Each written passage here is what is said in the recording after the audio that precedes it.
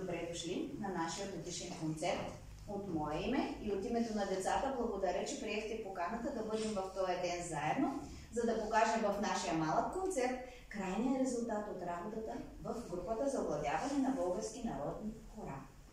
Тук сега с няколко изречения ще ви предам каква беше моята цел в работата и задачите. Целта ми е децата да познават българския фолклор, да го ценят, да го обичат и да го търсят. Задачите бяха немалко, защото с тях работим всъщност втора година.